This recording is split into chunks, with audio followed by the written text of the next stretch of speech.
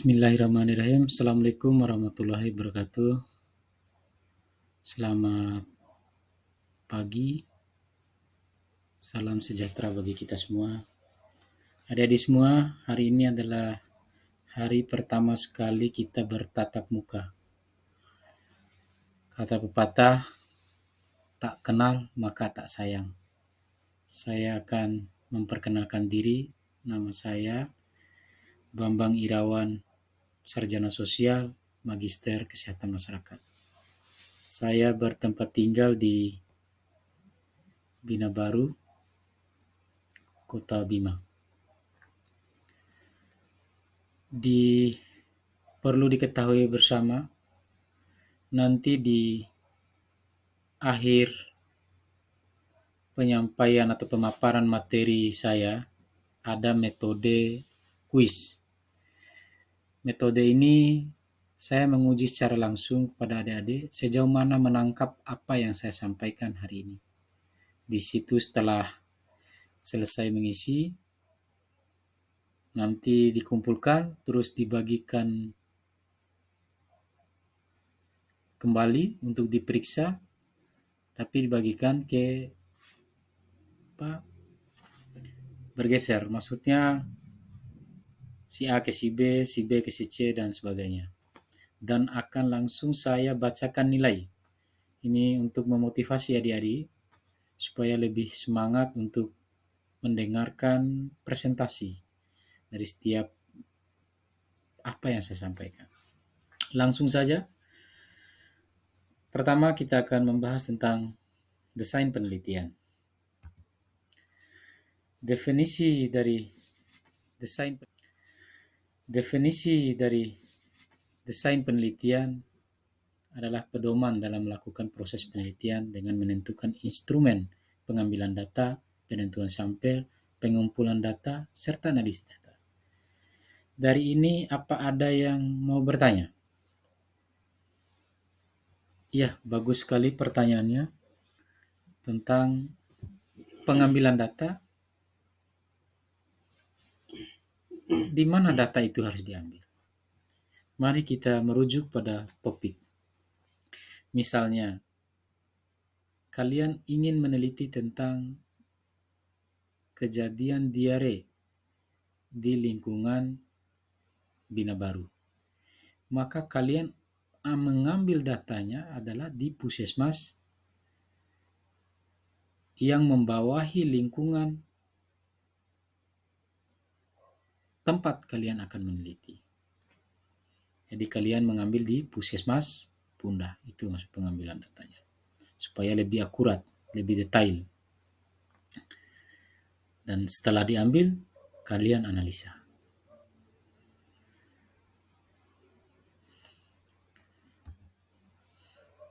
Penyusunan dalam desain penelitian dilakukan setelah kita menetapkan topik, judul penelitian yang akan dilaksanakan. Jadi kalian pegang dulu judulnya. Apa judulnya?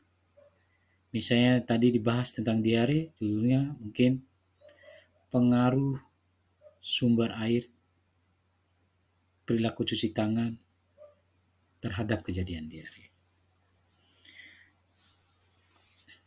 Lalu kalian mengambil teori siapa yang cocok dengan judul ini. Misalnya kalian ambil teori Atika Purwanti.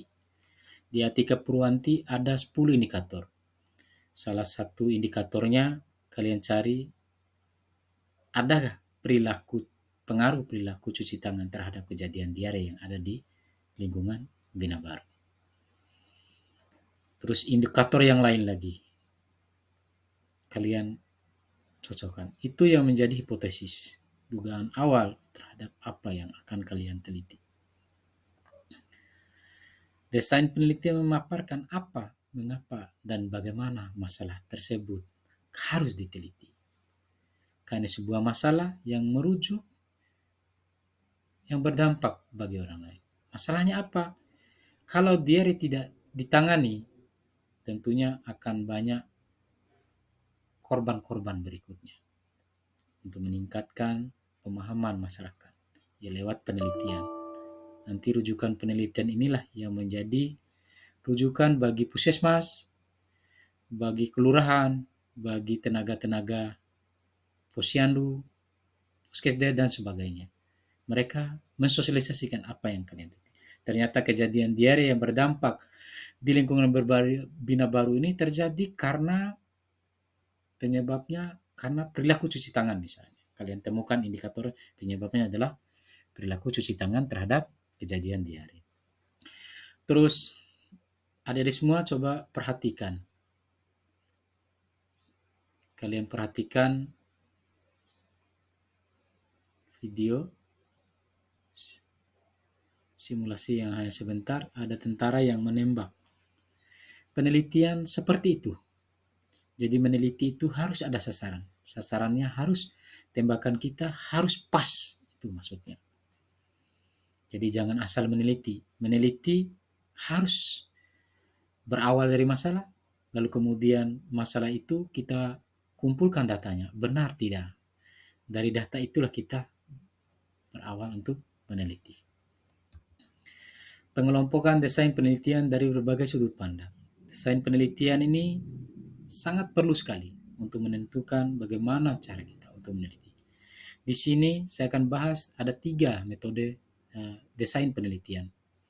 Ada studi cross seksional, ada case control, ada cohort.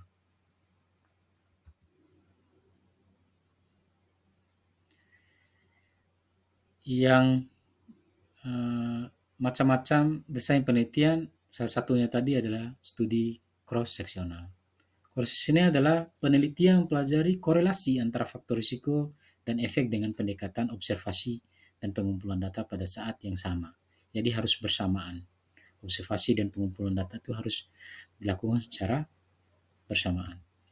Kemudian case control mempelajari hubungan antara paparan hasil pengamatan penelitian dengan keadaan yang sesungguhnya. Jadi yang kedua, bahasa kesehatan dan kedokteran, mengetahui penyakit dan kemudian menelusuri penyebabnya.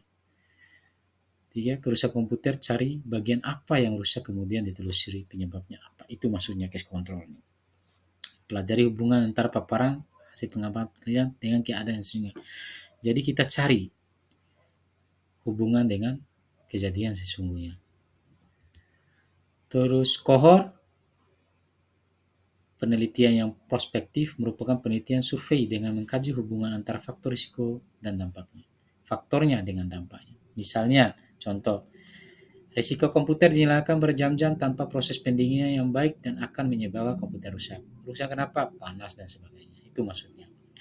Juga menjadi indikator bahwa rusaknya komputer disebabkan karena penanganan yang kurang tepat. Misalnya, ada penanganan kurang tepat, maksudnya di sini kita menyalakan berjam-jam, mulai pagi sampai malam, akhirnya panas. Kita tidak memberikan alas terlebih dahulu, nanti terus alasnya juga bahan yang cepat panas dan sebagainya, itu punya salah satu juga penyebab indikatornya. Penelitian pengamatan atau observasi, metode pengumpulan data di mana peneliti mencatat informasi bagaimana yang ada saksikan selama penelitian. Proses pengamatan terdiri dari persiapan termasuk latihan, training, interaksi, pengamatan, dan pencatatan menyelesaikan tugas lapangan. Penelitian survei, metode pengumpulan data dengan menggunakan instrumen untuk meminta tanggapan dari responden. Wawancara lewat kuesioner. Jadi bisa wawancara secara langsung dan bisa menggunakan kuesioner. Kita bagikan kuesioner kepada responden. Lanjut. Berkaitan dengan tinjauan teoritis, teori apa yang dapat mendukung penelitian? Misalnya saya jelaskan tadi, teori yang kita gunakan adalah teori dari Attika Purwanti. Di Attika Purwanti ada 10 indikator. Jadi kita ambil beberapa indikator yang sebagai hipotesis. Maka indikator ini berhubungan dengan apa yang kita teliti. Misalnya di Attika Purwanti ada perilaku cuci tangan. Jadi apakah ada pengaruh perilaku cuci tangan terhadap kejadian diare? Dari mana kita dapat teori-teori pendukung penelitian? Bisa kita ambil dari jurnal, buku, tesis, disertasi, dan lain-lain sebagainya. Apakah sudah ada penelitian terdahulu yang relevan? Kita ambil penelitian-penelitian dahulu yang relevan. Ada yang berbentuk tesis, disertasi pun sudah dibuatkan dalam jurnal. Bagaimana kerangka penelitiannya? Kerangkanya sangat penting supaya penelitian kita tepat pada sasarannya. Berkaitan dengan perumusan hipotesis. Apakah penelitian memerlukan hipotesis? Sangat perlu sekali. Karena hipotesis inilah yang kita jadikan indikator dugaan terhadap apa yang akan kita teliti. Tepat atau tidak indikator yang kita pergunakan terhadap penelitian yang kita lakukan. Berkaitan dengan desain penelitian, bagaimana desain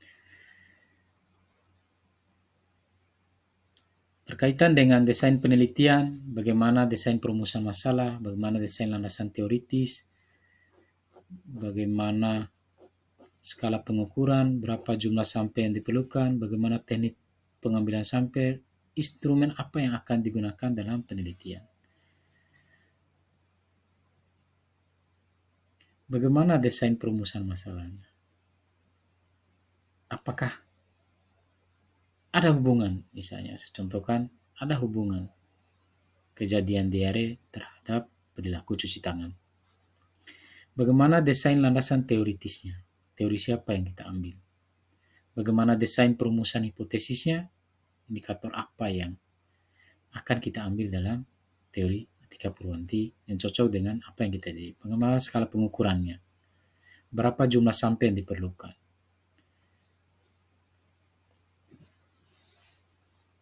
Bagaimana teknik pengambilan sampel? Teknik pengambilan sampel bagaimana?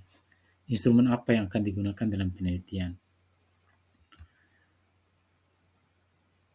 Berkaitan dengan penentuan variabel. Variabel apa saja yang akan kita teliti? Dari mana data akan kita peroleh? Ini yang paling sangat penting. Selanjutnya, berkaitan dengan pembuatan kesimpulan dan saran. Bagaimana cara penyampaian kesimpulan? Untuk siapa saja saran yang akan diberikan? Apakah saran dalam bentuk umum atau spesifik? Sasarankan dalam bentuk luas atau sasarannya dalam bentuk yang spesifik seperti dinas terkait atau objek yang langsung menangani untuk mengantisipasi supaya kejadian ini tidak terulang kembali, dinas kesehatan dan sebagainya.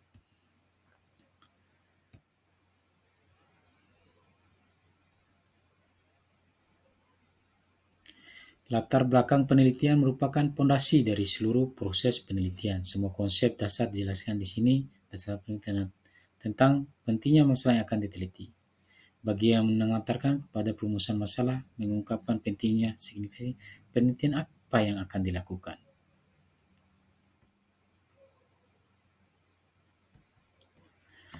Ya, adik-adik semuanya, sekian dan materi yang saya paparkan hari ini. Mungkin ada yang bertanya. Ya, terima kasih. Kalau memang tidak ada yang bertanya, siapkan kertas dengan berpoin. Kita akan mengadakan kuis. Soal pertama,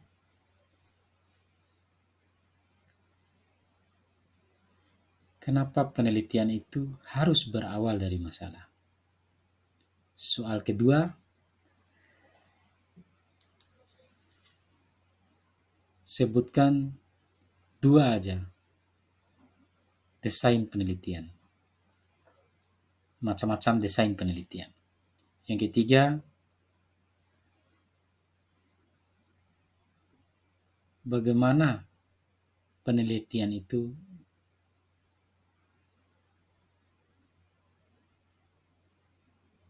adik-adik lakukan?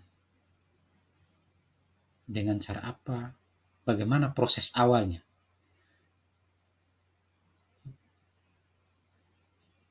Mulai dari masalah pengumpulan data, analisis data, coba diuraikan. Itu aja soalnya, kerjakan, saya kasih waktu 20 menit. Silakan. Ya, udah selesai? Ya, terima kasih. Satu orang yang kumpulkan soalnya, jawabannya, kemudian dibagikan kembali. Periksa, ini jawabannya, terah di atas. Jadi, ya, saya akan coba menilai yang mulai dari yang terendah. Fatima benar 1. Saya kasih nilai 35. Terus Aswani benar 2, nilai 70. Dan yang paling tinggi Septiana dengan perolehan nilai